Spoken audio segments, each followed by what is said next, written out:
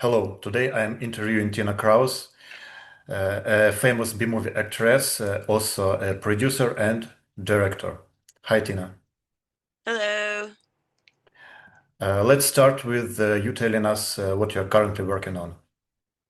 Okay, so right now I'm currently working on a new horror movie. It's going to be called Bug House. It's about a group of YouTubers that go out there and they explore abandoned buildings, and they happen to stumble on this one abandoned building, which is an insane asylum, but it has like it has an urban story, attached to it. So anyway, they want to go find out if it's real and what the whole deal is about this place and stuff. And they run into a group of people. I don't want to give too much away, okay? That kind of tell them not to go in at night because it's dangerous. Fair enough, right? But they don't listen, and well, it gets bad from there. So I'm gonna leave it at that.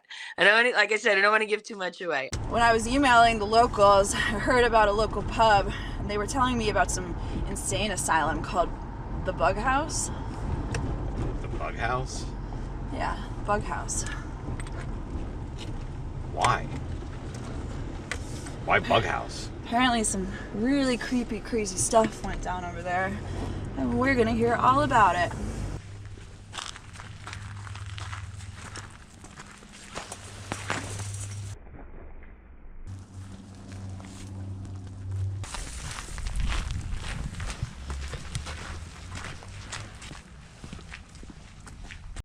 Did you guys hear that? Yep, loud and clear. All right, that's it. I've had enough. Let's get the fuck out of here. First, I get blasted by a crematorium, and then there's fucking Shut noise. up. Do you hear? Everybody listen. Oh shit. I think that's a kid's prayer.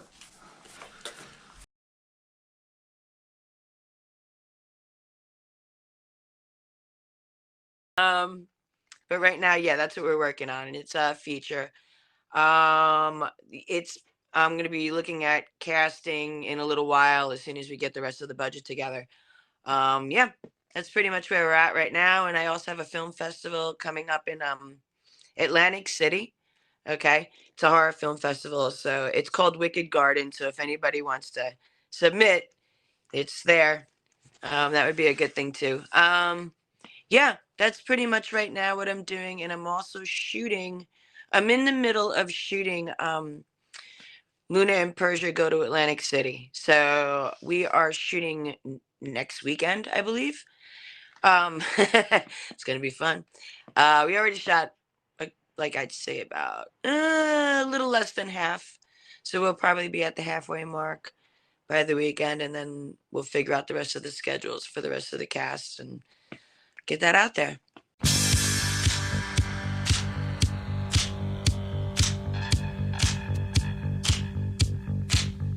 Hi, I'm Chelsea Lesage. I play Persia. I'm Piper Parks. I play Luna.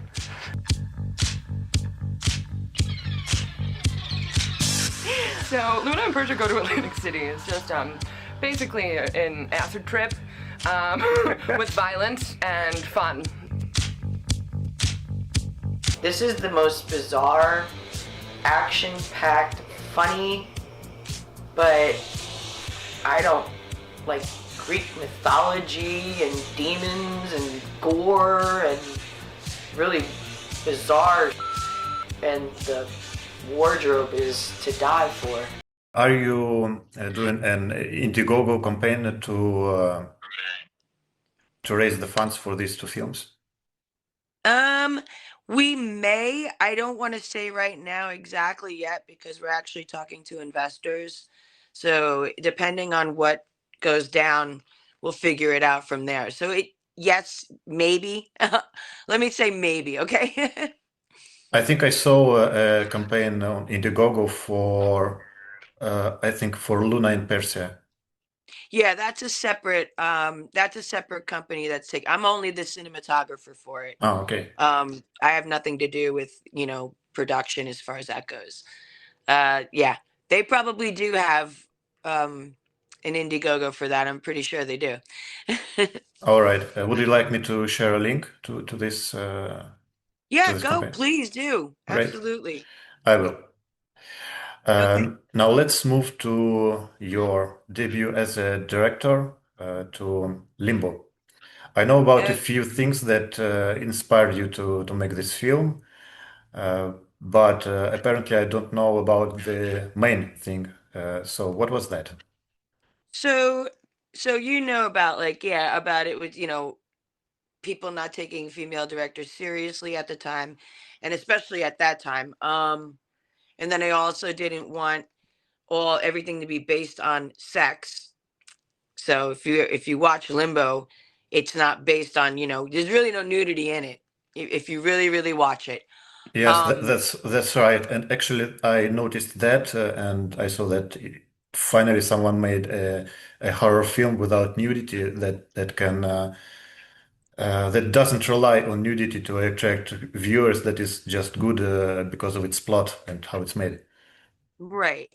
So here we go. Here's one that I don't normally, because everybody always asks me about this, but so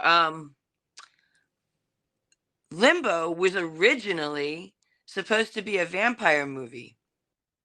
It was supposed to be a vampire movie, like a regular vampire movie, like, raw fangs and all. I suck your blood. Okay. It was literally supposed to be. It was almost I didn't write it. I didn't write the vampire movie, okay? That was Patrick O'Connor, and he had made a comic book, and he had asked me if I could make this into a movie. And I had said yes after reading the comic, because the comic was fairly, you followed the vampire stuff. It's, whatever. But the problem was I was getting typecast at the time for vampires all across the board. And the last thing I wanted to do was direct a vampire. Like I was just, no, I'm not doing this. So I talked to Pat and I said, what if we make it different, like just something really different and something really cool or whatever. And he didn't have any objections with it. Like, sure. And then eventually I started writing and I was like, wait a minute. And so I went up and, then you heard the story where I talked to my friend and we had a powwow, and I couldn't really, like, I was trying to figure out how am I going to make this like cool or whatever. And I ate those stupid chocolates without asking, of course, because I didn't know. He had gotten back from I don't know, some hippie gathering, whatever, a rainbow gathering. That's it. Um, and I ate one of these chocolates, the last one that was in the dish. So there you go. And it was loaded with whatever it was loaded with. I don't even know. And yeah, it was a 3-day hallucination. You can pretty much. I was going in and out of hallucinations. It was crazy. But then I was like, damn, that almost felt like hell. And I was like, oh, I'm like, let's just write freaking purgatory, man. I was like, it's a far more interesting story. And it just changed into that. So I never made it a vampire movie. But I think that I saw in Limbo there is a shot of this woman, the main character, biting the man on the neck, or probably just the man with blood on his Yeah, neck. So that was dedicated. I That thought was it was. dedicated to the yeah, that Mhm. was dedicated to the comic book, because I changed it so much that I had to give him some kind of, so like we put a little bit of the vampirism in it, Mhm. but not, it wasn't based on a vampire movie. To to be, it's based on a trip to hell pretty much. So, you know, and I figured we'll give, because I had to give him something for it. I mean, I did. He it was the producer. Wasn't just me. It was him too. He was the executive producer. So so yeah, I did put a little bit of the comic book in there, but not, you know, it just, the story changed completely. Okay, Oh, I remember asking myself because of that bite on the neck. Uh, I thought that probably the meaning of that question, of that statement that you cannot accept who you are, and because of that you have these problems. I thought that she was going through a transformation into a vampire, and she couldn't accept being a vampire, but apparently it's not the case. No, she was going to hell. Mhm. She was going to hell for murdering people, and killing them. Yeah, she was going to hell for that. Okay, And so she couldn't accept the fact that she was a sadist, yeah, pretty killer. much. Okay, now I see. Yeah, yeah, because they get those people die in different ways. If you've noticed, not everybody gets the normal bite on the neck. Okay, like the other girl was like totally like emaciated. Another one was poisoned. You'll see if you look. One was hit by a car. You know, and you'll see like all the different things. One was ripped to pieces, but you only see him screaming. You don't see like everything. You'll see the blood come down, but you don't see like, oh, obviously he wasn't bit on the neck. You know what I mean? So yeah. And then as you notice, like as she's chasing the one girl, okay, she comes down and you see what looks like Jesus Christ on a cross, like the girl that gets her middle insides ripped out. And that's kind of like it's the mockery, that's the mockery of the Holy Trinity right there. To have that in the base of hell, pretty much, okay, and just as the beginning of where you're going, all right, and having her insides torn out by random hands. I mean, like that's not vampirism at all. That's straight up hell, and then that's what's happening. So like when she comes down into the very end, where you see the writing on the wall and the days gone by, okay, and it's just like forever. And it's that question on the wall. And if you notice, she looks back at her, and when she turns around, there is no face, because there's not. This is it. Like you made your choice. You didn't, you didn't ask for the forgiveness you probably should have. You see where that's where it's going. And that's why, but again, you could do that with anything. Like technically you could say that, I guess, about a vampire. I mean, I don't know much about vampirism. But I would assume if you can't walk into the light and you're going to burst in flames, you're probably not a good person. I don't know. Maybe Fair not, enough. right? So yeah, anything could be there, one of the demons. It goes And down the the image of the personal hell that where she gets in one of the sequences at the end, it's urban decay, and you actually gravitate to this to abandoned buildings. Can you tell me more about it, about your experience Okay. exploring this? So there's a couple of reasons for that. I happen to love the way abandoned buildings look. Like I have such a love for that stuff. Um so and the history of it, and just the old decaying look. It looks almost like an insane asylum. It's really, really weird looking. I love my one of the other things that I do for a job is I'm a production designer. So like I have an eye for these things. Like this is what I want it to look like. I want you to feel. I don't want the normal like brimstone and fire and that, because we don't know what hell is. We have no idea. It could be a maze for all we know. I mean, it could be complete darkness. I mean, I'm just, in my mind, it would be these rooms, like these rooms that you would go into and just find like whatever it is that you're going to find, and it's not going to be pretty, and it's not going to feel comfortable. It's going to be cold and damp. Like in my mind, that's what it would be. And weird and just uneasy, and it wouldn't make sense to me. It would be frightening, you know. Um, I see like, there's symbolism of the elevator going down, things of that nature. So there's a lot of symbolism in there. But the other thing is, it's sitting in my own backyard. So I lived in that building. For about 7 or 8 years. Yeah. I lived in that building, and when I was looking around, um, I had my hellish experience in that building when I ate that candy. You know, that building, all the ideas were there, and so it became a part of that hell that I was, that was in my. And I was just like, why would I go anywhere else to shoot it when I have everything right here? It is where I had the experience, and where every thought and all the meetings and all the, back and forth all happened in my apartment. It all happened in that building. So I'm like, use it. And I did. You especially like exploring insane asylums. Why? Yeah.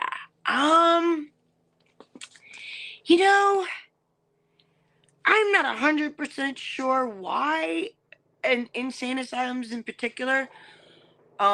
Maybe there's a little bit of a horror factor there.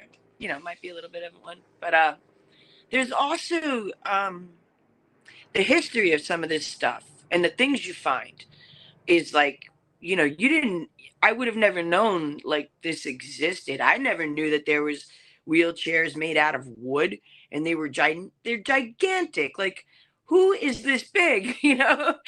But I've seen that, and like they have the spring coils on them.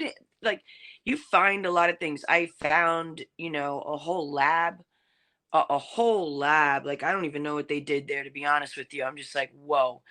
But some of these insane asylums have like movie theaters and things like that, and all kinds of crazy stuff that you wouldn't ever, you'd never know. And then they have some pretty, like, I guess you could say, some very dark history. Like, I found, we call them the people cages. I had to look it up. I was like, what the hell is this? And it's not even it's probably wide enough, if I were like this, crunched up, to fit me and no one bigger than me, and I'm only 5 feet. um and it's like two, and I found out that they were the cages that they transported the lobotomy patients in, to go from wherever they get their lobotomies to wherever they're going to stay and be a vegetable, whatever bed that they're, assigned to. And I was just like, that is horrendous. Like, I was looking at this, I'm like, what? I found so many different things that I had to look up that would make your stomach turn. I'm just like, holy cow. But then I looked up, like, what the medicine was back then. And, and of course it's not like it is now. They didn't know. They were going by other things, and, everything was a test. And, oh, we're going by this and that and that. And remember, a lot of medicine and stuff like that was so, how do I want to put this? Torturous, man, torturous. Nobody knew, until later, and like until medicine started refining and they were learning more about plants and more about, certain medications and more about healing. Time and experiments, I guess, that's what's going to happen. So, like, nobody's going to go to for a lobotomy right now. That's caveman style, you know what I mean? But that's what they did. So, back then, and you find all of this all over the place. Like, even the way the buildings were structured, and the thought behind it. Like, your entire, I didn't know this, but some of the insane asylums were farms. And they were farms that they took people, let's say, that had Tourette's, okay? They didn't know what Tourette's was. You know, they didn't know that these guys think normally. It's just they have, a tick that's they can't help. Whatever, wherever, if it's speech or if it's a twitch, whatever. Um, but they're not crazy. And so there were different levels of certain people, but society was allowed to dump them, and just the state take care of them. That's it. The devil, put a curse on them or whatever garbage they believed in. And yeah, and so like doctors figured it out. So they let them go out and farm. And that fed that whole entire, area of like 900 and something acres of land and 100 and something buildings of crazy or sick people. And then there was underground tunnels that they used to transport food or patients. We don't think about it, but up in the north, in the far, far north, you get a lot of snowstorms. That's a long way to go. 980 acres? That's a long way not to be fed for a month or taken care of. Yeah, underground tunnels. It's very interesting how people thought back then. And that's probably why I am so intrigued. Like, I want to see what's left behind. Like, there were chapels in there. There was all kinds of crazy stuff in there that you wouldn't think. You don't think about it. Cafeterias, reading rooms. Like, what? In an insane asylum? What are you talking about? There were the kids' hospitals. Oh, wow. Kids' hospitals. You know what I mean? Lot of different stuff there. I even took a doll from one of the insane asylums in Rockland County, I think. They had a children's hospital for children who needed shock therapy, if you could believe this. And I found those. I found a couple of those. They only had like maybe 2 left, but the whole area had slots for all the shock treatment beds. And they had the dials of how high they can go with the electric. They had the leather straps for the feet, the arms, the head, across the waist. So they weren't doing little tiny things. They were like shocking the hell out of these kids. And these platforms I could not fit on. So they were for children. And it like made my stomach turn. Like, we were like, what the hell? But yeah, and then upstairs was the playroom. And I took one of the dolls in there, and it was so crazy because the doll is like a rag doll. Like, it was a really weird looking rag doll. Hold on. Hold on 1 second. I'm going to show it to you. Right. Here we go. Can you see it? Yes, and it looks pretty new, I'd say. Did you restore it? No, it never left the children's thing. It's dirty. I mean, it might be this, the coloring, whatever. No, but it never got destroyed. It never got destroyed. It was sitting in a rocker. So I just grabbed it. It was in the children's playroom. That particular hospital was, for the most part, I mean, it was all, the paint was peeling off the walls and stuff, but for the most part, nobody destroyed stuff there. It was really weird. I mean, it was cool looking, but no one ever destroyed anything there. So I actually got a chance. To really get some good photos from there. They had a small wheelchair in one of the whatchamacallit, in one of the the tunnels that go up. And like, as you're going up, there are these mini windows because it's going underground. So as you're going up and starting to hit, like, I guess whatever hospital you're going to, okay, because they veer off. There's different tunnels for every different place. They have these little windows, so when the sunlight comes in, it gives you like slits of light so that you can see, without using the regular lights on. It just like gives you slits of light so you can see as you're coming up to the top of the tunnel. It's pretty wild. I caught a wheelchair in there, like with the slit of light coming down and hitting the wheelchair, and then it's just like an endless nothing behind it. It was kind of cool. I do have a book out. I'm going to be working on another one, just because on my hobby, on my downtime, I'm going to do it. It's UrbanEx.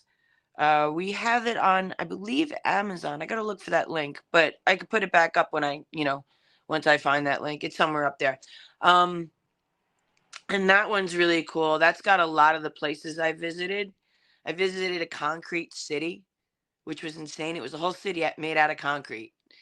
Pretty wild. And a couple of other places, a hat factory. There was the really large one was the aerosol factory. It's like 3 factories or 4 factories like connected to each other. It's huge. And then like a couple of graveyards. We did a couple of graveyards and an old diner. I took trips around and stuff like that. But that's an interesting one. I think the next one I'm gonna put out, I'm probably gonna do like just the insane asylums. So yeah, it would be cool because I have some really good images. So UrbanEx is the name of your book, Yes. and Yeah. I heard in other interviews that I think it was supposed to be a video project. Yeah, we're still not gonna put that. We're not saying that we're not doing that. Mhm. We're gonna do the book first and just get that done. And while I'm compiling my videos of the places and stuff like that, then we'll put that out. So like Okay. the book is easy to get out and keep it going. I still have to edit, and I'm still running around getting all the video footage and stuff. But yes, I do have a lot of video footage, and we are gonna put something out there pretty soon. And will it be on YouTube or elsewhere? Probably YouTube. Probably Okay. YouTube. Okay. In addition to what you told me about Limbo, so you were also inspired by nightmares. If it's not too personal to ask about it, could you please share about these nightmares? What exactly Uh, happened to them? so I've always had like nightmares about the end of the world. I don't know if we really want to talk about this. Because the way things are looking right now, it ain't looking too good. I had nightmares for a long time about nuclear war and about hell, pretty much. The two. And I saw like crazy stuff. Like I literally saw one time it was we had a nuclear war and everything went black and it was a beautiful sunny day, by the way, and it was always somewhere either like I want to say July. For some reason I always feel like it's in July. um it's definitely a summer month, but it just was like it it was bad. Fireballs were coming off the water and burning everybody. The sky went black. um and then the next day everything got cold. It looked like snow, but it wasn't. It was ash, like coming, like hailing down. And then I just saw this person. They were they were in pieces. They were cut up in pieces, and they assembled themselves together and walked over to me, and it was the fucking devil, and I just knew it. And he just showed me. He just went like this, like see what everybody did, and kind of like wanted me to follow him, but I wouldn't. I went back. There was bleachers or something, and I went up on the bleachers and I told him, I'm not following you. And then he just was like, he shrugged his shoulders and went fine. And like everywhere he went, just things were dying. It was the craziest. There's so many. I see so much. Yeah, yeah. But it's always based like around a nuclear something. Mm. And so now here we are today. And what's in the freaking news? Like I'm just like, and I'm not gonna worry about it. I'm just like, you know what?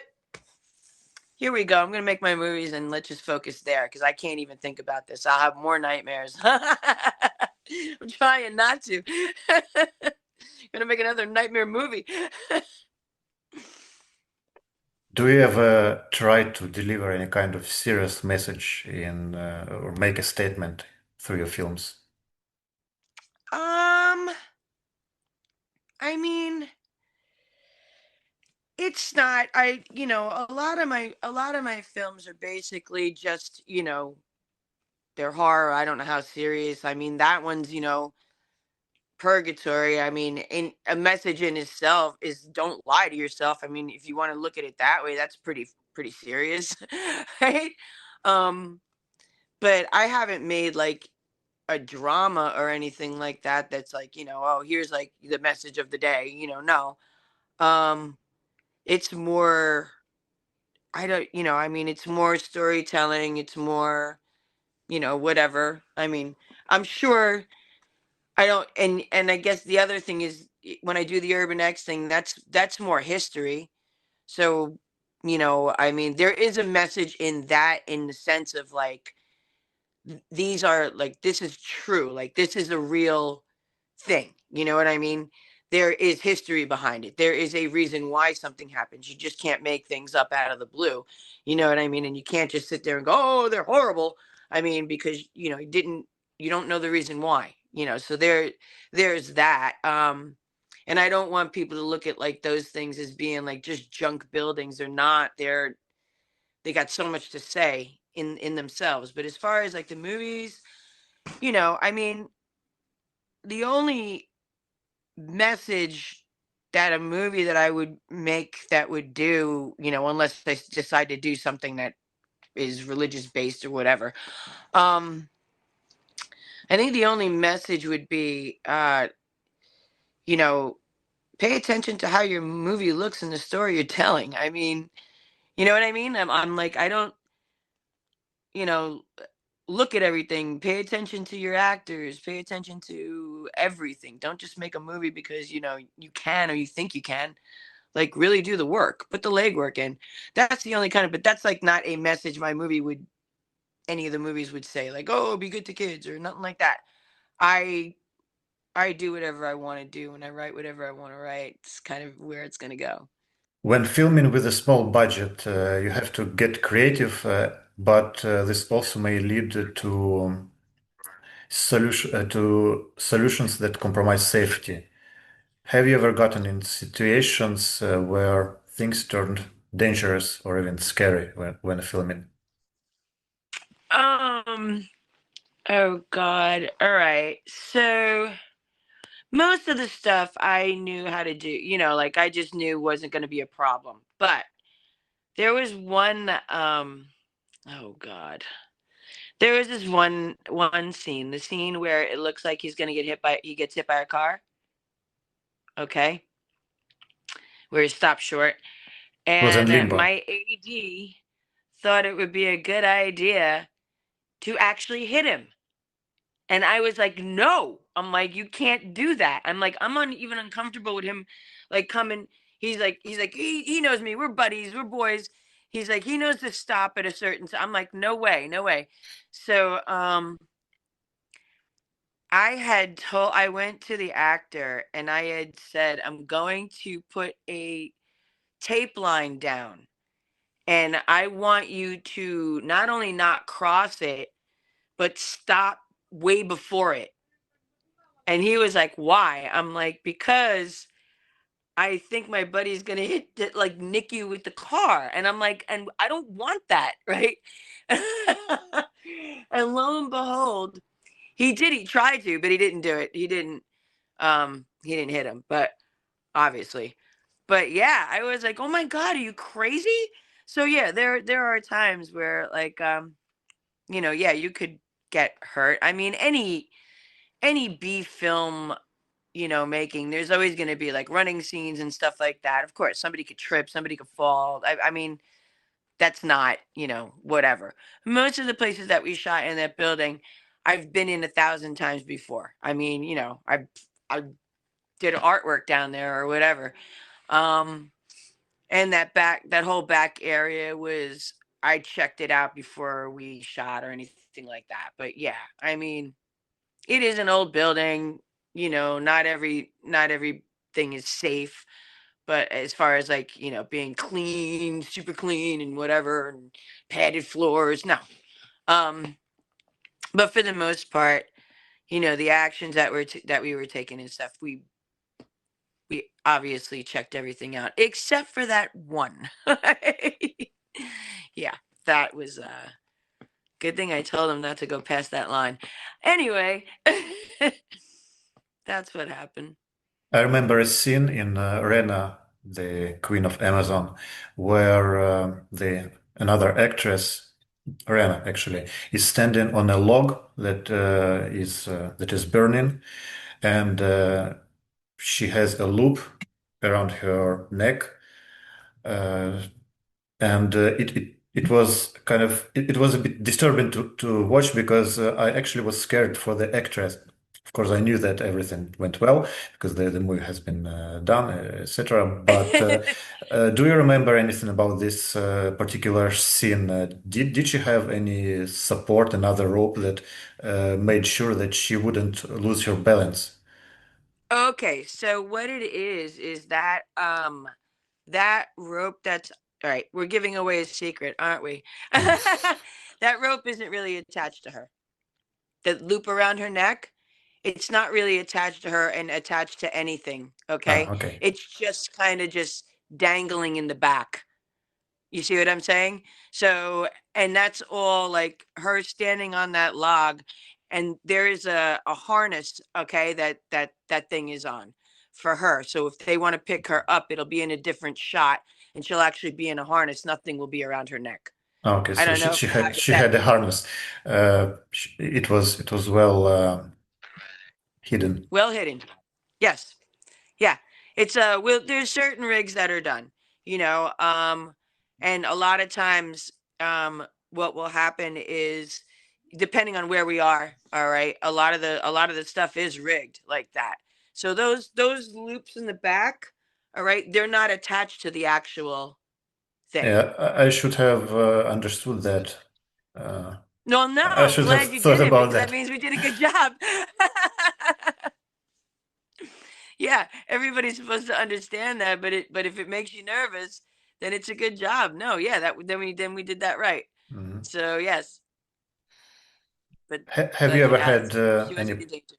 have you ever had any problems with authorities when making films?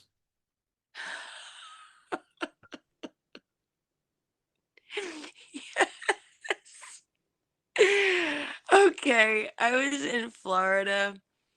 I can't remember where in Florida. I want to say Springfield, but I could be wrong. We were working on a movie called I Am Vengeance. This was a very long time ago. Um, and I played I played a psycho, okay, from like the hippie era.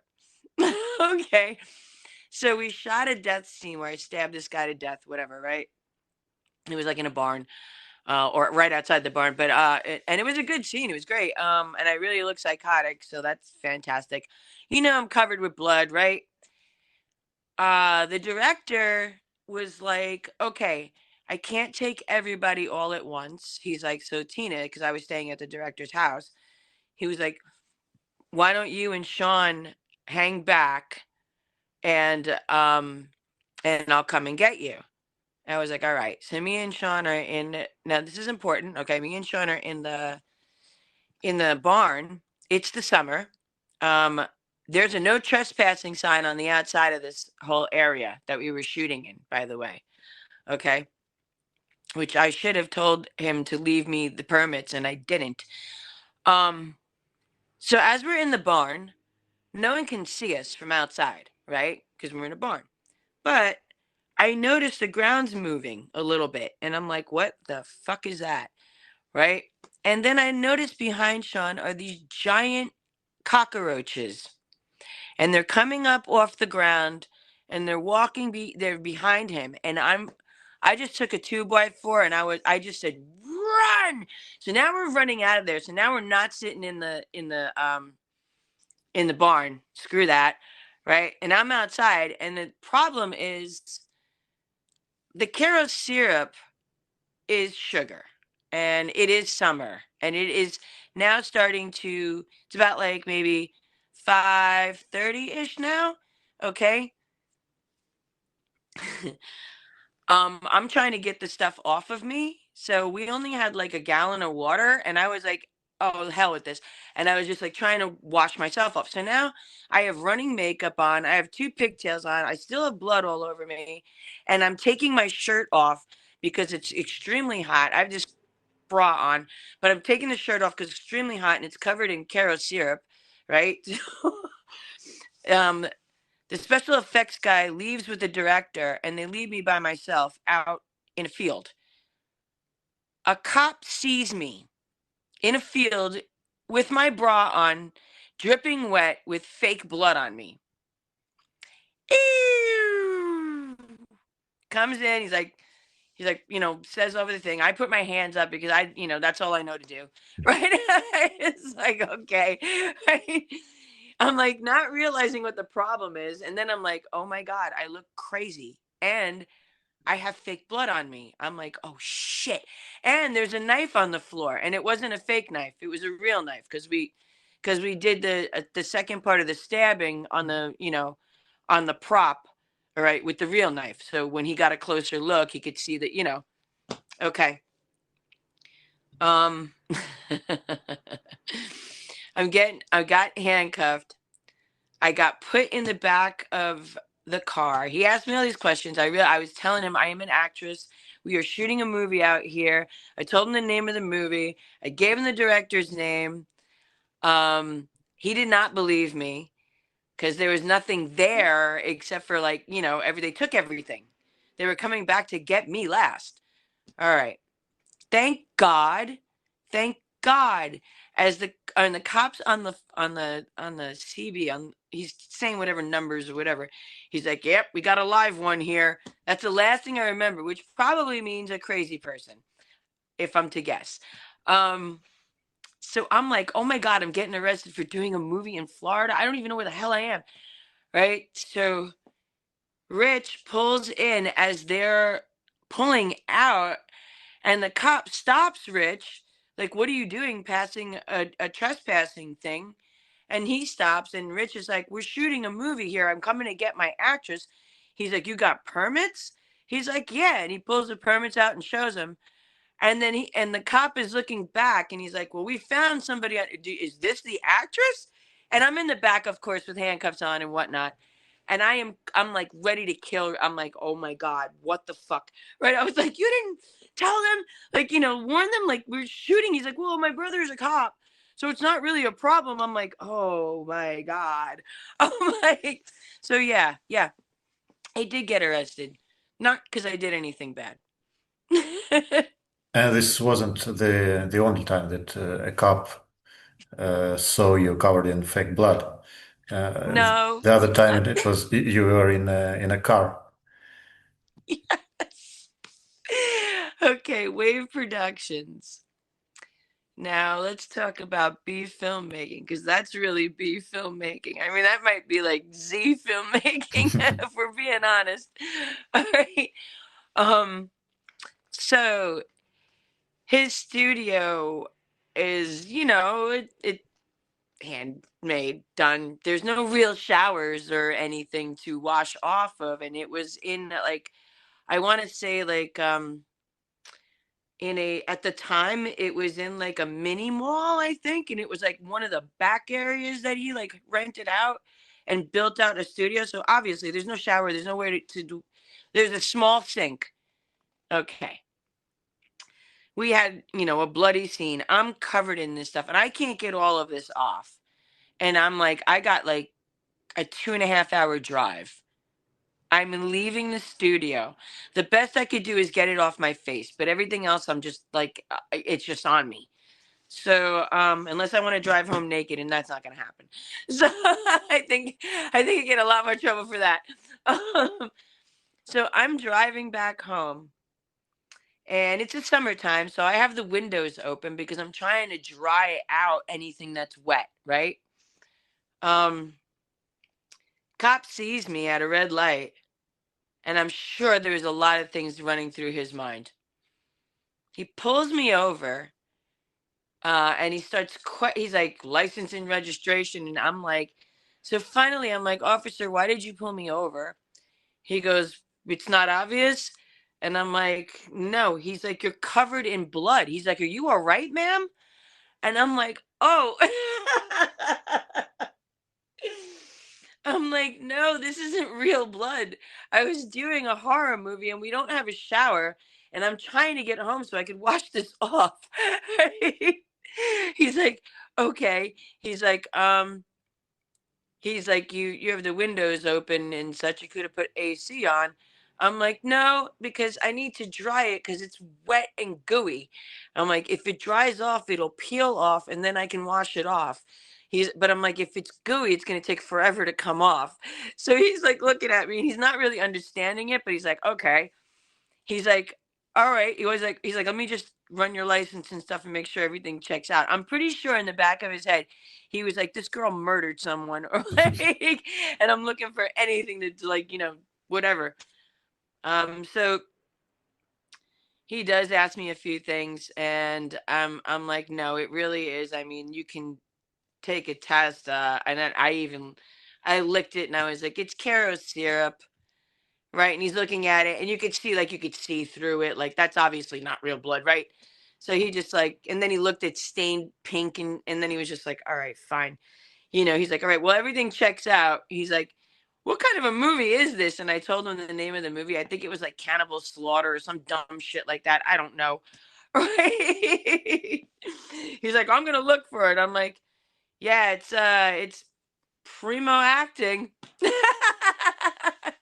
I was like, that's cool. I'm like, if you need to verify anything, the studio's at this address. It's Wave Studios, blah blah blah. And like, I'm pretty sure they verified it. Yeah. Yeah. That happened. So you worked with Wave Productions, with Factory 2000, with Seduction Cinema, with other companies. Which company or director you had the most fun working with? I mean, it's really hard to say because all of them were fun in their own way. Like, all right, so Factory 2000, those, like, they were friends of mine and we always goofed around, anyway. So that it was fun, and they would always tell me like the crazy thing that we were going to do, and I'm just like, are you serious? And they'd be like, Tina, I'm just like, oh, this is so, I'm like, if I ever get married and have kids, like, the stories would be ridiculous. I was like, then you got EI Cinema, and I know those guys, and the most of that is comedy. So of course it's going to be fun. I mean, we're all laughing and giggling and like the whole freaking time. So it's always it's funny, like, they know that they're going to say something ridiculous. Sometimes we can't even finish the scene. We got to do it a couple of times because you just bust out laughing, right? Because it's just dumb. It's like, you're going to say something dumb, or the scene itself is written comedic and you can't help but laugh. And those guys are always fun to work with. And then there's Gary, and the team we would make fun of Gary. So it's a bunch of girls, and a couple of the dudes just cracking on him all day. So like, I would say they're all equally fun to work with for different reasons, if that makes any sense. All right. Is there any part of filmmaking, acting, or directing that you do not enjoy? Oh, that I don't enjoy? Scheduling. I hate scheduling. I hate scheduling with a passion. That is the worst. And that's like, ugh, you have to do it. But yeah, scheduling is definitely, I'm not. And paying. I don't like to pay. No, just kidding. I don't like giving money away. No. No, scheduling is definitely the worst. It's the worst. I can't stand it. If I could give that off to somebody else, I would, but you know. Gotta do it. Yeah. My favorite films of yours stay films by Seduction Cinema. Could you tell me how you started working with them? Um, so I mean, it was a lot through like, conventions. I did a lot of the chiller conventions and stuff like that. And then I met Mike Rosso and, everybody else, and Zach and John Fidel and everybody across there. And that they crossed a lot with Wave Productions. So all of these things crossed over with each other, and a lot of the actors and stuff. And even like Bill Hellfire, he crossed with Wave, and and Mike Rosso, and that's how I got to meet everybody. Um, and then from there, it was kind of like, I don't know what you want to say, like little families. I like to call them little families, you know, because they all know each other. So it really went like, it went from that to that to that. And that's how I got to know them. Okay. And do you happen to know what happened to Seduction Cinema? Are they still active or when they? I don't think they are. Unless they have a subsidiary of like maybe they changed the name and did something else. I'm not 100% sure. I kind of moved on to doing just like a lot of indies and started directing, so I kind of fell out of that for a while. The only one I continued to do stuff with um, was Wave, because we were doing a lot. We were still in that group of doing things, and then they had the documentary that it was coming out, so I kind of just did little things with that, and you know, it was an interesting thing, but I don't know what Seduction Cinema would happen to them. I don't know if they're still in existence. They may not be. I'm Yeah, not sure. I think they aren't. Their website address is redirected to some other website that is called Alternative Cinema, and it's a website that sells DVDs. Okay, yeah, then that's what it is. So alternative cinema, and that they were all part of each other. Okay, Mhm. like pop and you know all of those. They're all kind of like um they're all pieces and branches of that of the alternate. Okay. There. So that's probably what happened. They probably stopped going into production, and now it's just whatever's there. You're gonna find, you know, the old stuff if they have any more. You know, other than that, I think that's it. I haven't heard about them at all. Which of the roles and characters did you enjoy most? um, do you mean with EI or No, with with anyone. anything? Ooh, oh, um. Let's see. Like that's a tough one. Like there were a couple of roles that I really enjoyed doing. The Recovered, that was a pretty good role. I really liked that. It had a lot of different um it was more dramatic than anything, and I guess maybe because of that, it gave me like a range to play with. That and then there is a short called Salvation by Blood. That was interesting to play. I played a serial killer. And it starts off with me being very, very nice, getting involved with the satanic cult, and then raping and killing a 17-year-old kid. It's really it's dark. So I really had to play crazy on that one.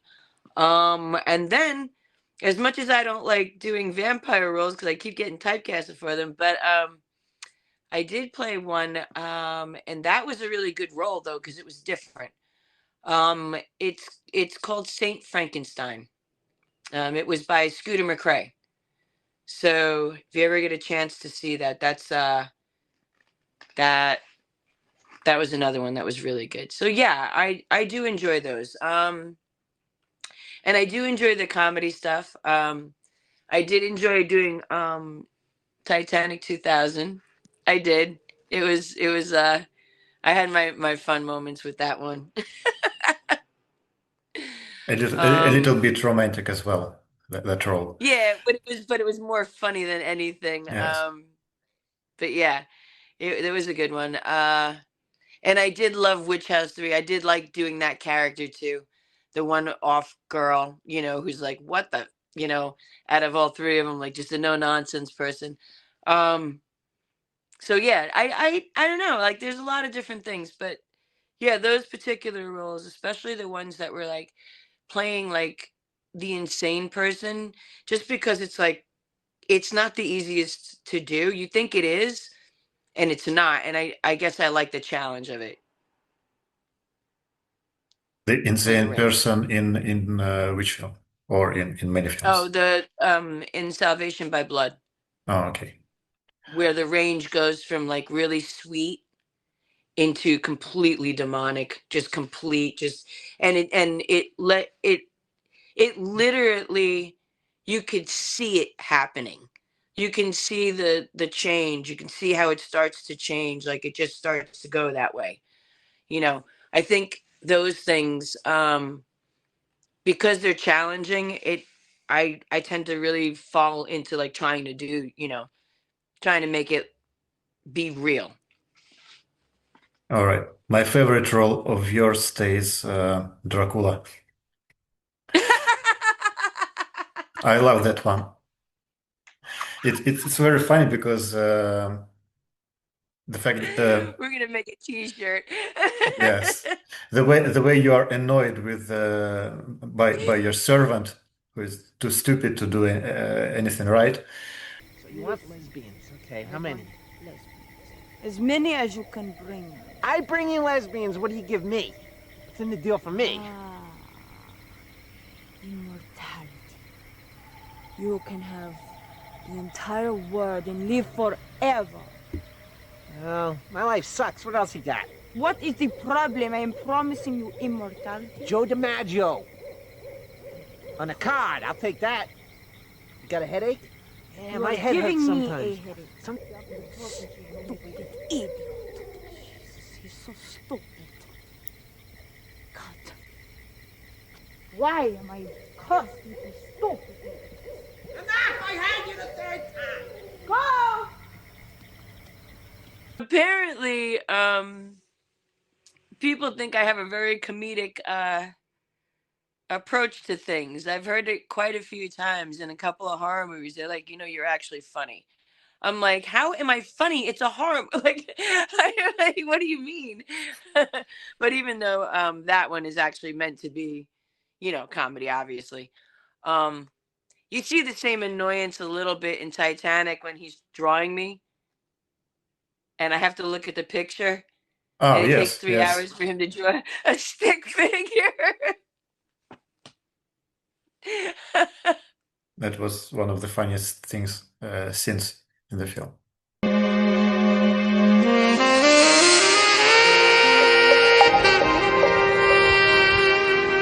I'll be ready in a minute.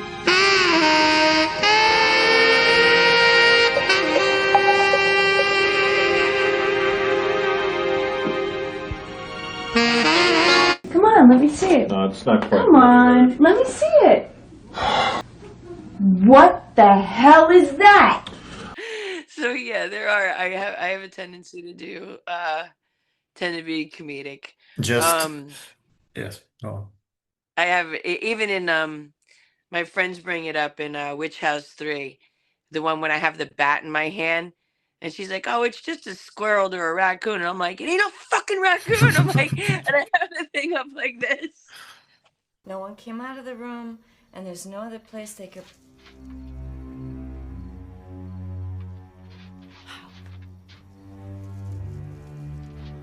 That's a raccoon, or a squirrel, or a possum, or something like that. Man, it's no raccoon, okay? What I saw was a full-size human being and it jumped me. Okay, Rose, I get it. Now just take it down a notch. Whatever it was, what are we gonna do about it? Man, you know what? I'm not going up there. I'm done for tonight. I gotta get up at the crack of dawn and do work in my office before the staff gets there. We'll just close off this room. I'll call pest control in the morning and they'll handle it.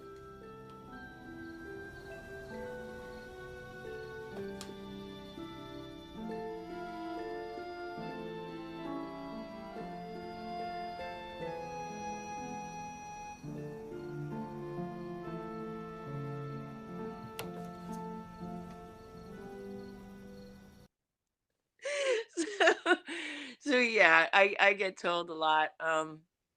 Yeah, I don't know. They it's just how I am. I mean, in real life, I'm actually like that. So yeah, it would be funny. Like I probably would say some dumb shit like that for sure.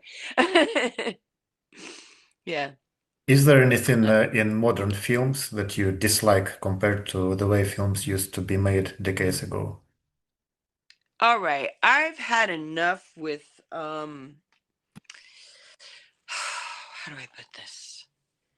The CGI shit, the computer graphics shit, all of this like too perfect and too, blah. And I've also had it with the crazy found footage. Like, it's just too much. Like, I don't know. I The older movies, I just there was a grittiness to it, but there was a refinedness to it. Like, even like paying attention to color and movement of a story, or pay attention to a story. Like, you know, I don't know. It's more appealing to me. Even the old slasher movies are just more. I don't know. There's something even more artistic about it. The old slasher movies and the ones that are new today. I think it's too much with like.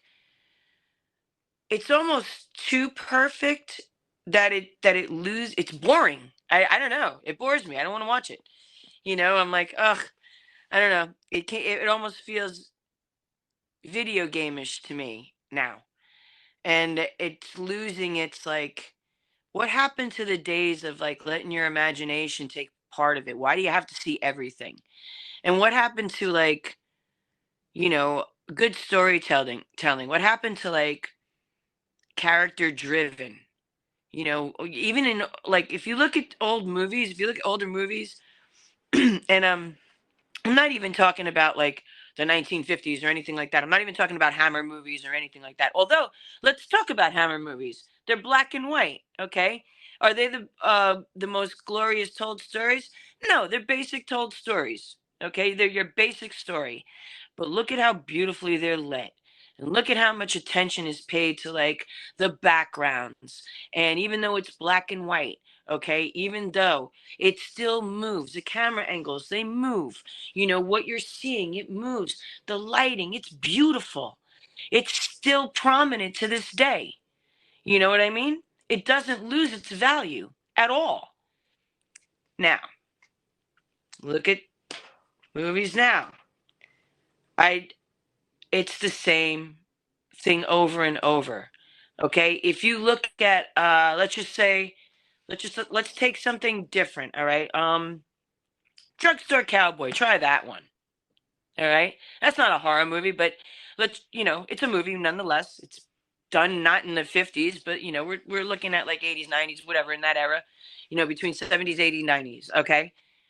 There's your era of other movies that it would be more modern, but still pay attention to like how it looks, how the story's moving, the characters. I don't, I'm not seeing a lot of character driven things these days. You know what I mean? It's more like, oh, look at how cute he is or she is, and then they're gonna get killed like in 17 different ways. And that's fine. Um, but how many times can you do that? And is it all the time? And why is everything a computer graphic? And it's very like, okay.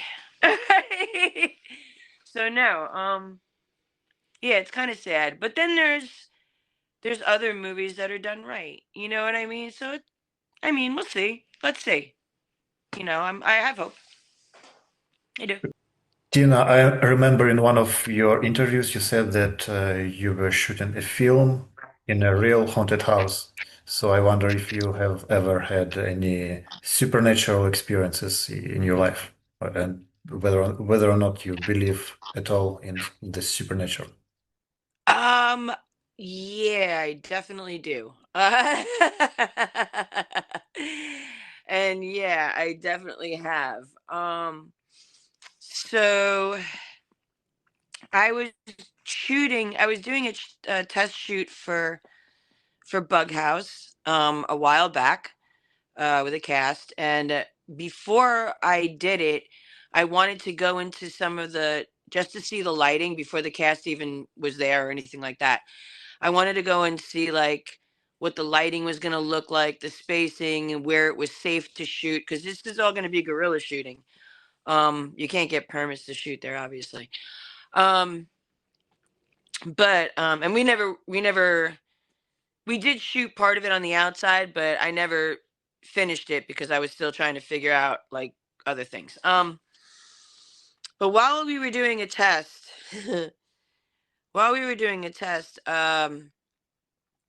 I was trying to figure out if I wanted to go left or right or anything like that. Me and my friend were in the abandoned, it was the women's and children's ward, so in the hospital. So what I did was I was kind of waiting. I was like, hey, Mark, I'm like, which way should we go? This way or that way? And this is the summer. So, right? The door just swung open, flew back with such force, right? And only one of the doors. And there's no wind. There's no nothing. It's broad daylight, summer day, right? You would have to have a tornado coming through for something like that. Plus, these doors are rusted. So they're not like, nobody's lubricating the doors so that they swing properly. These have been abandoned for over 20 years, maybe longer. So we didn't do that. I was like, we're not going that way. We about faced. And then there was another time that I was doing a documentary on ghosts, voodoo, and witchcraft. And this was really crazy. I believe it's the Delphi mansion, I want to say. I took a photograph, like I was shooting it, and then I took a photograph of the mansion, and my partner that was with me, that was helping me with this documentary, he started screaming like, get over here, like somebody's home, because he said he saw the light go on, but I didn't see that. Right. And then I looked and there was no lights on. So I'm like, what the hell is he talking about? Right. So I'm like, all right. And then it was that and another thing that I saw. But I took the photos back and I'm looking through and I'm going through all the photos and I'm like, what the heck is that? And then I look and I'm like, oh, it looks like the lights did go on. And then I'm like, is there smoke through it? And you could see like a line of smoke. Look, it looks like coming down the banister of a stairway. So I gave it to one of my sound guy for Limbo. He also did a lot of photography and stuff like that. So I gave it to him to look at, and he blew it up, and I get this call, this panicked call. He's like, oh my God. And it was like 3:00 in the morning. He's like, I got to swing by. I got to show you this. I'm like, it's 3:00 in the morning. He's like, so what? It's Saturday. I got to talk to you. So I'm like, fine. So he brings it over. It didn't matter. I was playing video games anyways. I'm like, sure. I'm not doing anything. He brings it over and he shows me. And you can see, oh God, it was so weird. You can see all the slaves in the stair. You can see the shackles on them. They were all like looking through the banister. You can see the different heights. You could see it as clear as day. It is the craziest thing. I even showed my mom and she was just like, what the hell? I had another time I was going through a old hotel with a friend of mine and I took a picture of this piano. I was like, oh, that's a cool grand piano that they had in there. I was like, oh, wow. I'm surprised nobody tried to take this. But I guess how are you going to steal a grand piano? Right? So I took a photo. And as we're looking through all of our photos, we're looking. And I'm like, dude, did you notice anybody in the building with us? And my friend's like, no, hell no. She was like, I just didn't like being there. But no, there was nobody there. I'm like, so who the hell is that over the grand piano? And you could see the guy. It's a guy. He's like laying like this, like over the piano. I'm like, I would have seen that. And we're looking, and he had like a suit and tie on and everything. I'm like, and we were just like, what? And the whole time, like we didn't see one person, not one car, just our car was there. There's only one place that you could park down there, or else and unless you're in a suit and tie going through the woods, I don't think so. So yeah, I was just like, that is so bizarre. So like I caught a couple of things, but yeah, there's been Another time we were in a haunted hotel, and we were actually ghost hunting this time. But we weren't doing it for for a show. We were just doing it to be doing it. And one of the girls that I was with got some I don't know, some ghost app, and I found this, old abandoned hotel, which I knew the guy that owned the property, and he said we can go exploring, but he said it was haunted. He's like, it is haunted. He's like, I'm just telling you. So I was like, all right, fine, whatever. I think it was called the Wellington, I believe. So we went, and weird, weird, weird. We found some crazy rooms. There was one time that we were downstairs, and everything was just real strange in there. And then all of a sudden, I hear like a bunch of people running upstairs. I'm like, I thought this guy said it was abandoned. So we ran upstairs, and it was totally dusty. It was like nobody's been up there in I can't tell you how long.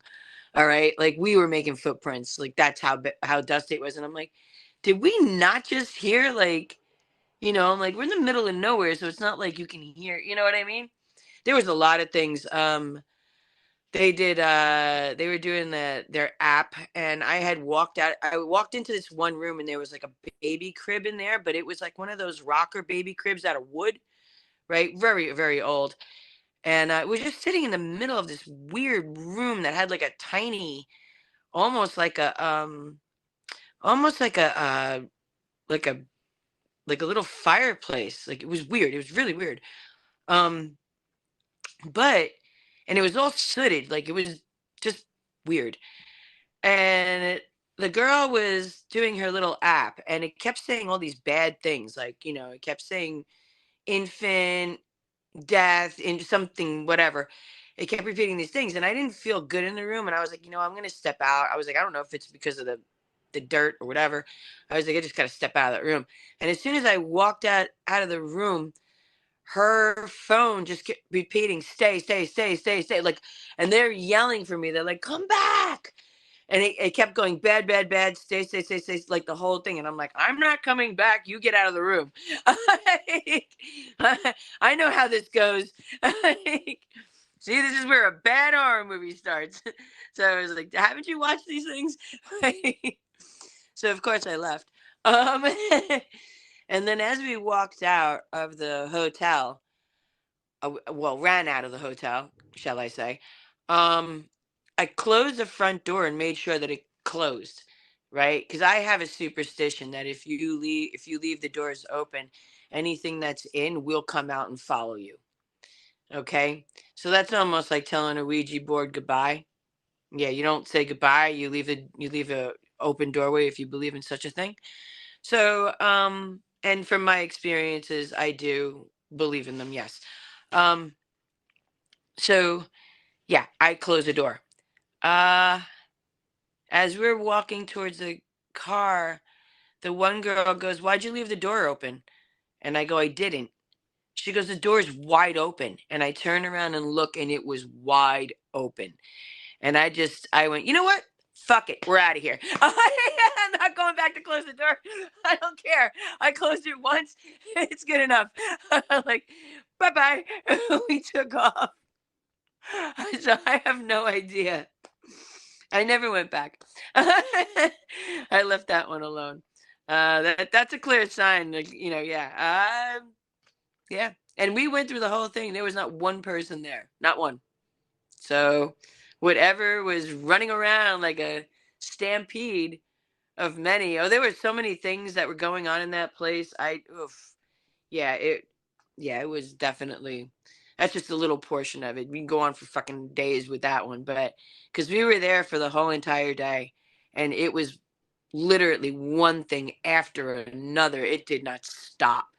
I even found the in memory of bricks, and I'm like, why would that be in a hotel? Like, so was this something else before it was a hotel? Like, because you wouldn't have, I feel like it was a funeral home before it was a hotel. There was one area that almost looked medical and had medical doors, but it wasn't big enough to be, a hospital. Just wasn't.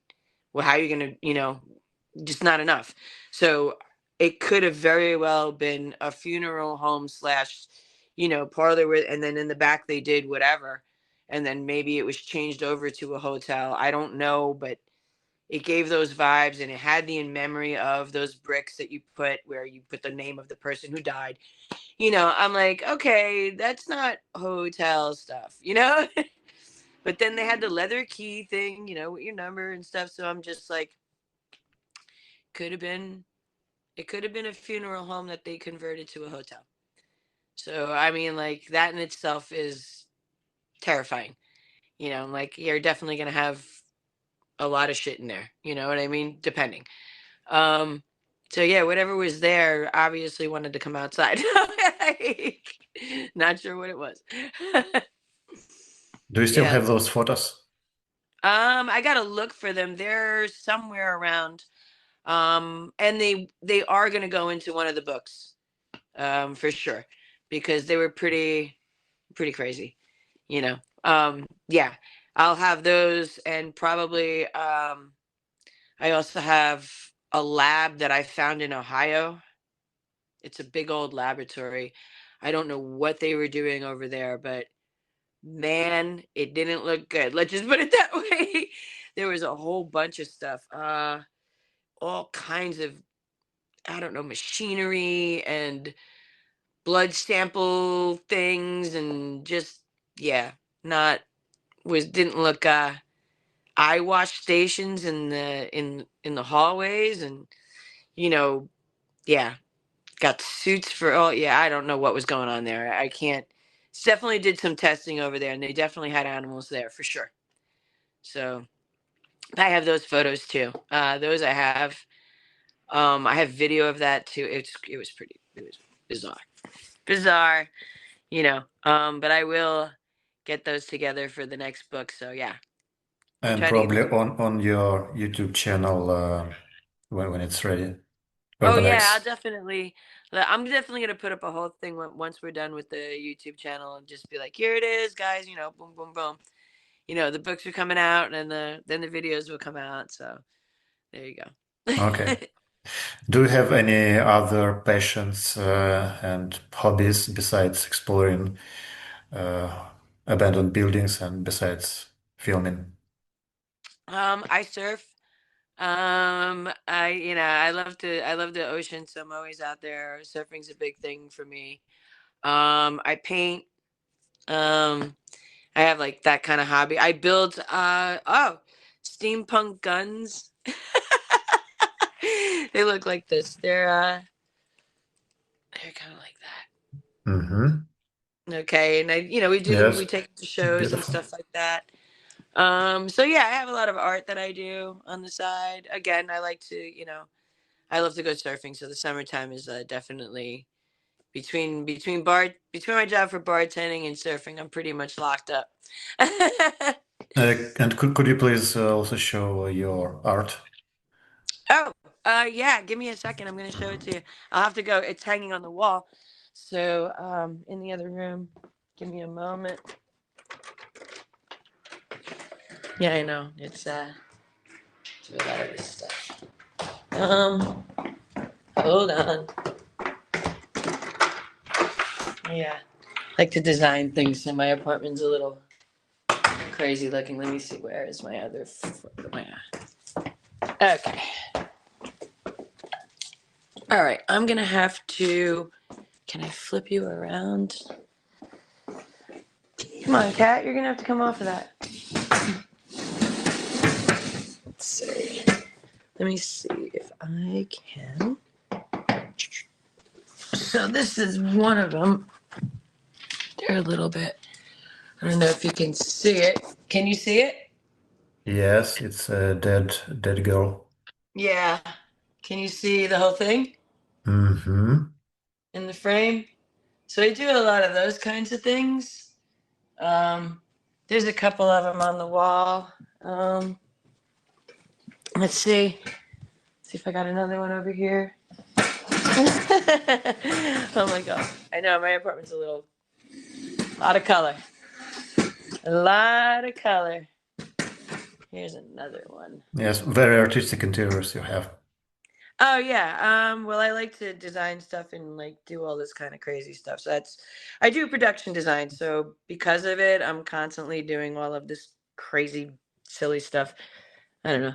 All right, let me see if you can see this. You should be able to see this pretty good. Okay, it's another girl, and Yeah. So there's I have something what wrong they with her. call a Dead Bride series. Hmm. That's one of the art things that I'm working on right now. So I'm gonna get a collection together pretty soon. So it takes a little while to get them done, but yeah. Um, and I have a couple of more. They're in the bathroom, but I can't get the thing in there. They're like really high up. All right. But yeah, that's some of them. Yeah, just so you know, a few things here and there. Oh, look at my phone's about to die. Hold on a second. I gotta get into the other room and plug it. Um, yeah, this is another one. This is gonna be really hard to say, because it's a dust painting, and I don't know if you're gonna be able to see it in this light. You might not be able to. Can you make Uh, out the cross and stuff? no. Okay, that's because it's in this light. When there's a like the spotlight on it, which I don't have hooked up right now, um, that thing, it's a whole entire like, it's the Holy Trinity, Mhm. and it's all done in dust. Dust. So it's really cool. And then I take like a fixative to it so that the dust doesn't fall off. Everything else does, but not the dust that I lined up. And then it just sits on top of like a glossy black.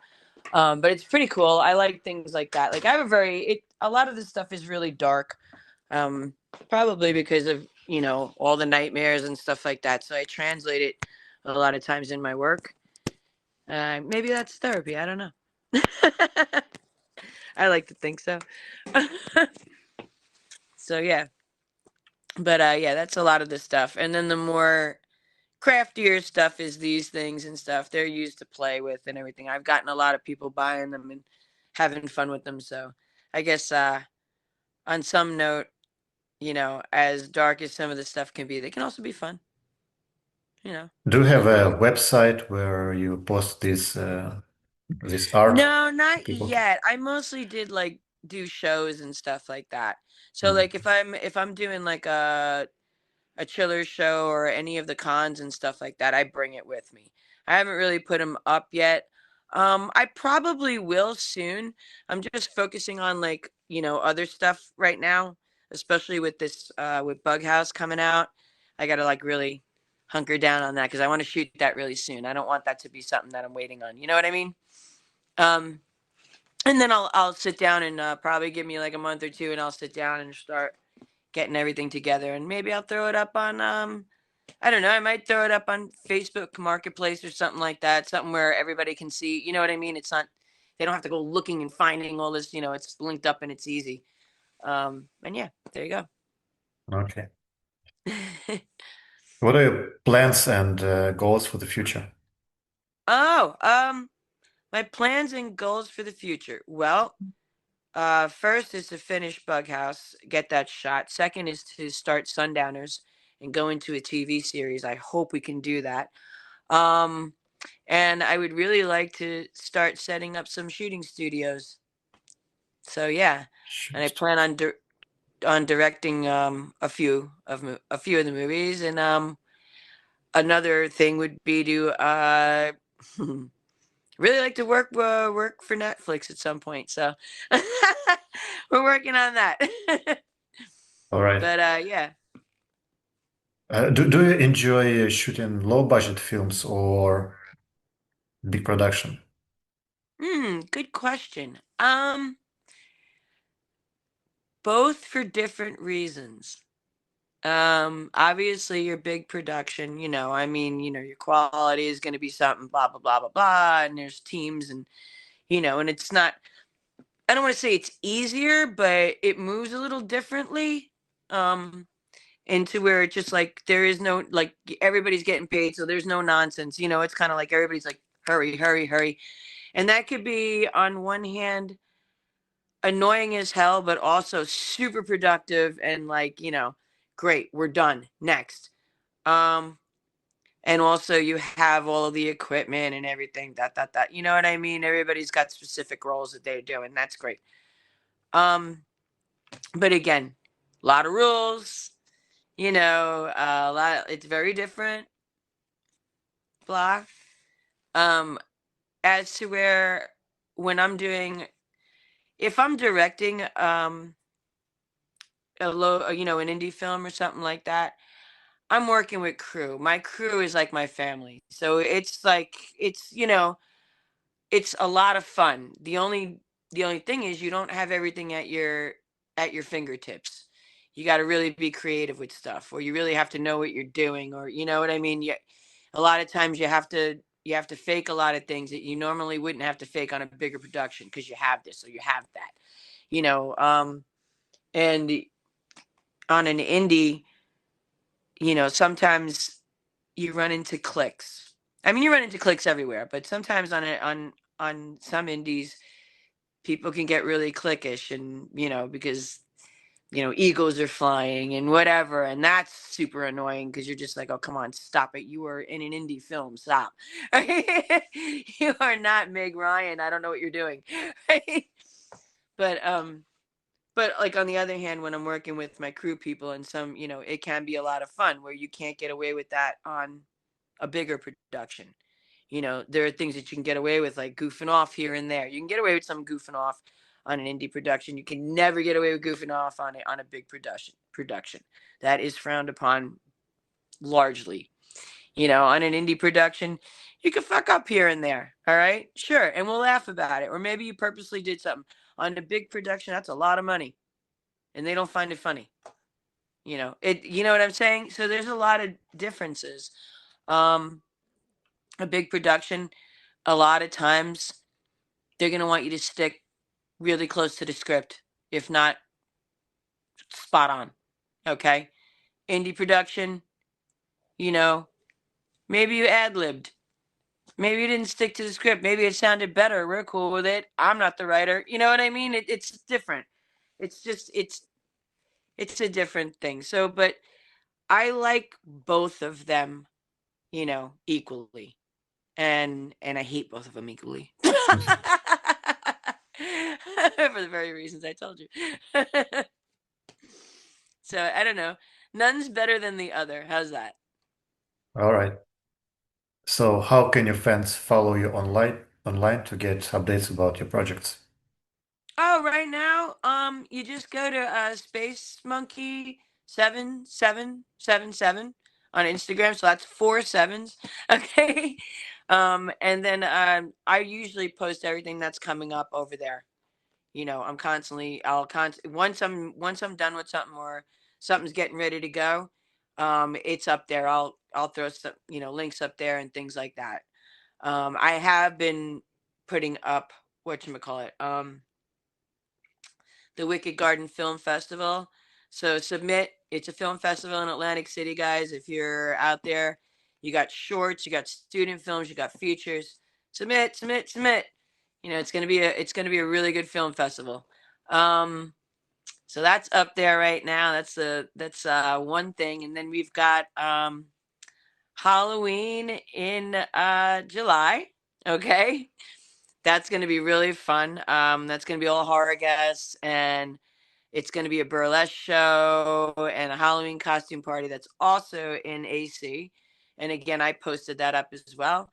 And then we have Popped that will be in May, and that'll be all like pop art and artistry and things like that, and like special guest stars, and and another fun one, and also in Atlantic City. So right now, that's what's happening right now. That's why I've been busy. But yeah, and then hopefully we'll get Bughouse started, and when I'm ready to cast, that will go over Facebook and Instagram too. Okay, great. Thank All you for right. this interview. It was very interesting, as usual. Good. Awesome. I'm glad you liked it. I'm glad you had a good time. I'm glad you got some information. Yes, I Yep. did. Yeah, awesome. All right. Thanks, and I'm waiting for updates on your projects. I will. I'll definitely do that. I can send you a link of a a short movie that won best short last year in a film festival. I don't know if I sent it to you, but if I didn't, Picturebox. No. Ah, well, I'll send you the So, link in your Facebook. yes, thank Okay. you. With And then pleasure. you can it's there's no like, you can show it if you want. It's not, it's not exclusive to anything. So if you have something where you want to like let people know like, all right, here it is. We did this. It's only 20 minutes. Have at it.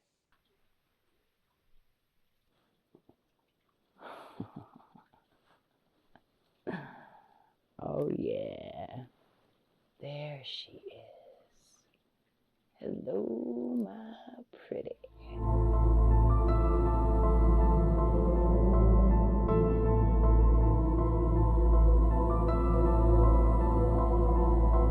Oh, I have another question. In one of your interviews, you mentioned some mainstream anthology is for Matchmaker, and I found it online, and it wasn't quite what you had described in the interview, and I didn't see you in the casting. So, Oh, no. So we were supposed to do something totally different, and then it had to get changed uh due to a lot of, I can't even get into it. I had, it was a multitude of things. Um it was also a multitude of like, I wasn't able to get down there, where we were going to shoot. The flights were, it was just too much, and I had to get back to work, and I couldn't miss my, where I was working at. So, and that was like halfway across the Midwest. So yeah, no, that thing got botched up. And I didn't know, a few things that got changed on it. So it was just like, all right, fine. I'm not going to argue with it. There's nothing we can do about it. And that was pretty much where it had to go. We had to change it due to that. So again, you have one thing and you're getting ready to do it and it's cool and it's okay. And then all of a sudden something bad comes along, totally out of your hands. How do you do it? Do you just cancel out, or do you just make something else up on the fly? And that's what happened. So what are you going to do? okay, thanks. All right. So, thanks a lot once more, and Yeah. I'll send you a link to the interview when it's Yeah, ready. that would be great. Awesome. And I'll send you a link once we get off. I'm going to go find the link and I'll send it to you now. Thanks a lot. All right. Okay. You got it. Have a great day. Have a great day. All right. Bye-bye.